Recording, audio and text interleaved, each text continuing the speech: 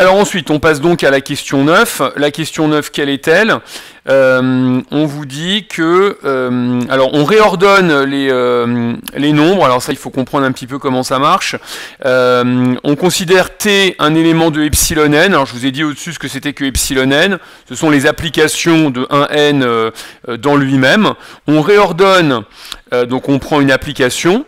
On réordonne ensuite la liste T1, T2, Tn selon les valeurs croissantes et on va mettre un chapeau pour les valeurs croissantes et on vous précise ainsi que la liste T1, T2, Tn est ordonnée et au petit a, on vous demande de justifier une inégalité, donc une somme serait majorée par une autre somme. Alors il faut se rappeler aussi que les coefficients dont on parle, ils sont dans l'ordre croissant. Alors pourquoi la somme serait majorée par l'autre somme?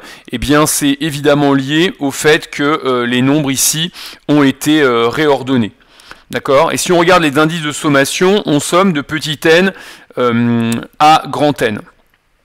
D'accord? Donc en fait, qu'est-ce qu'on fait? Dans la première somme qui est ici, on a des termes quelconques. Si on l'écrit, on est en A indice Tn plus A indice T 2n plus 1, etc. Plus A indice T de grand N. Et dans l'autre, à droite, ce qu'on essaye de majorer, A T chapeau petit n. Et qu'est-ce que change ce chapeau? Eh bien, ça veut dire que ce sont les plus grandes valeurs, parce que je rappelle qu'ici, elles ont été mises dans l'ordre croissant. Donc, c'est assez logique. Ce qui est écrit là, c'est que en fait, cet indice-ci, c'est le plus grand de tous les indices. Donc, c'est A avec le plus grand indice possible. Et là-haut, les valeurs sont dans l'ordre croissant.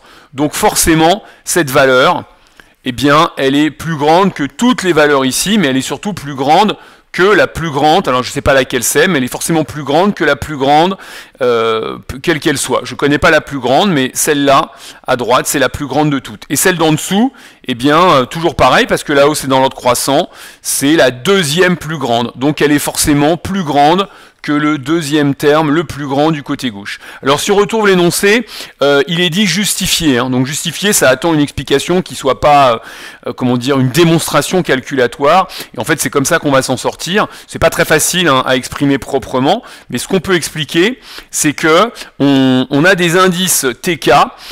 Et que si eux-mêmes on les replace dans l'ordre croissant, eh bien ils seront forcément chacun plus petits que les indices T chapeau qui eux sont dans l'ordre croissant. Encore une fois, l'application T, c'est une application de epsilon n, donc de 1n dans 1n, c'est comme si on avait changé les indices, c'est comme ça qu'il faut comprendre. D'accord? Donc on n'a qu'à prendre un élément petit n qui appartient à un grand N, on n'a qu'à réordonnons, je ne sais pas écrire, réordonnons les éléments T1, T2, etc. Pardon, on commence à N, je veux aller trop vite. Tn, Tn plus 1, etc. jusqu'à T grand N. On va prendre une nouvelle notation, donc on n'a qu'à dire T degrés. En T degré N, qui va être strictement plus petit que T degré N plus 1, etc., lui-même strictement plus petit que T grand N. Eh bien, par définition de la notation T chapeau, par définition de T chapeau petit n, T chapeau petit n plus 1, qui eux sont toutes les valeurs globalement qu'on a réordonné. Alors il n'y a pas forcément égalité, parce que le plus grand, il est peut-être, c'est peut-être T1 qui est la plus petite de toutes les valeurs. Mais en tout cas, en les réordonnant sous cette forme-là, eh bien on peut affirmer que quel que soit K compris entre petit n et grand N, ce que j'ai appelé T degré K, il est inférieur ou égal à T chapeau K. T chapeau K, c'est le km de tous les termes dans l'ordre croissant, alors que T degré K, c'est le km, mais des valeurs qui démarraient seulement à T indice petit n. C'est seulement à partir de T indice petit n que je réordonne par rapport à ce qui est dans ma sommation. Alors qu'avec T chapeau, j'ai carrément réordonné tous les éléments. C'est ce que dit l'énoncé ici. Donc on a forcément l'inégalité que je vous propose. Et à nouveau, comme la suite des AK est croissante, c'est l'hypothèse qui est écrite ici, là-haut dans l'énoncé, comme...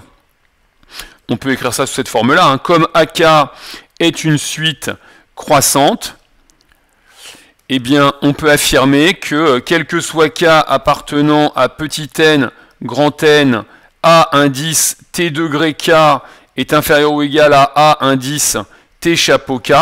Donc si on fait une sommation, d'où en faisant une sommation, eh bien la somme des A indices T degré K pour K allant de petit n à grand N, eh bien elle est majorée par la somme des A indices T chapeau K, elle-même allant de petit n à grand N.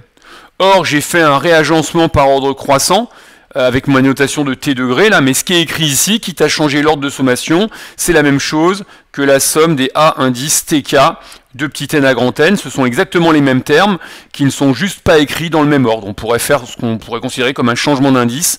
T degrés serait une application bijective qui correspondrait en fait au changement d'indice.